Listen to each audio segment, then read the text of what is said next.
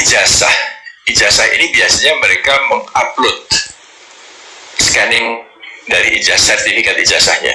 Sekarang tidak lagi.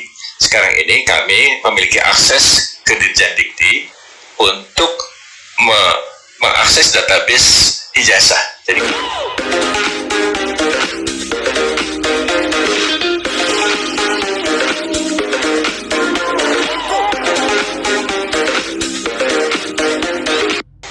pimpinan dan anggota Komisi 2 yang kami hormati, sesuai dengan RPJMN 2020 dan 2024, kami masih menggunakan falsafah penerimaan CPNS yang sama. Jadi untuk mendapatkan ASN yang betul-betul berkualitas, tata cara untuk pengadaannya ini terus kami tingkatkan. Dan juga materi-materi ujiannya kami tetap menggunakan yang sudah ditetapkan sebelumnya dengan meningkatkan kualitas. Jadi tes karakteristik pribadi, tes wawasan kebangsaan untuk perekat dan pemersatu bangsa, tes inteligensia umum, dan juga seleksi kompetensi bidang ini akan tetap kami gunakan.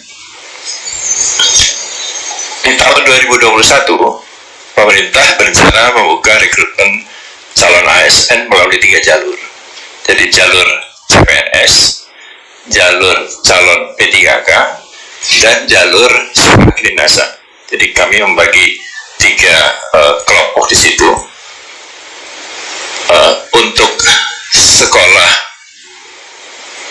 kedinasan ini memang tidak semua kementerian yang memiliki. Dan walaupun tahun sebelumnya Kementerian Keuangan tidak menerima, sekarang ini mereka juga sudah meminta peserta baru untuk peserta didik baru, sehingga semua sekolah kedinasan akan mendapatkan formasi untuk taruna-tarunanya.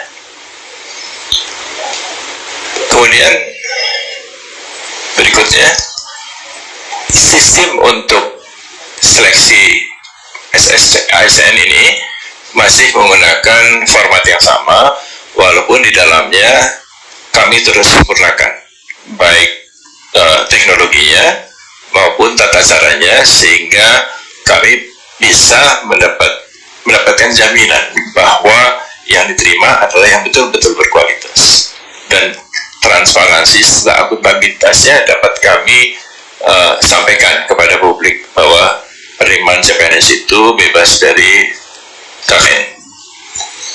Kemudian beberapa fitur yang kami perbaiki. Jadi sekarang ini kami hanya membutuhkan satu portal untuk memudahkan peserta melihat formasi-formasi yang ada di CPNS atau P3K. Jadi mereka bisa memilih di sana. Misalnya saya seorang sarjana teknik, apakah ada formasi sarjana teknik yang terbuka dan di mana? Sebelumnya satu-satu, Pak. Dan sekarang ini karena sudah terintegrasi, dia bisa melihatnya dari satu portal saja di BKN untuk bisa memilih formasi jabatan mana yang akan didaftarkan. Yang lain-lain transparansinya tetap kami buka. Sejak tahun lalu pengumuman tidak lagi kami buka monitornya di tempat tes karena ada masalah protokol kesehatan. Sebagai gantinya, kami membuka pengumuman itu melalui YouTube. Jadi itu bisa dilihat di seluruh dunia dan bisa direkam. Jadi ini lebih meningkatkan transparansi dari proses pengumuman hasil ujian SKD dan SKB. Berikutnya, ini tadi sudah kita amati saja. Nah, kemudian untuk integrasi data, kami bekerja sama dengan Kementerian Dukcapil untuk mendapatkan akses data nomor induk kepegawaian. Karena yang mendaftar harus memiliki NIK, dan untuk bisa mengkonfirmasi kebenaran NIK itu kami menggunakan data Dukcapil. Jadi kami tidak menciptakan sendiri. Nah, yang baru adalah untuk ijazah. Ijazah ini biasanya mereka mengupload scanning dari sertifikat ijazahnya. Sekarang tidak lagi. Sekarang ini kami memiliki akses ke Dirjen Dikti untuk mengakses database ijazah. Jadi kalau itu ada di dalam database, itu berarti benar adanya. Jadi tidak perlu mengupload lagi.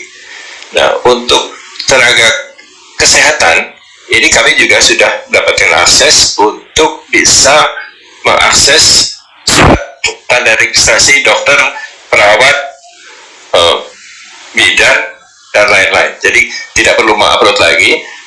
Kalaupun daerahnya masih meminta untuk bahan yang diupload, tidak perlu dilihat di sana, tapi cukup untuk dengan mengakses database di Kementerian Kesehatan untuk memverifikasi apakah dokumen itu benar atau tidak.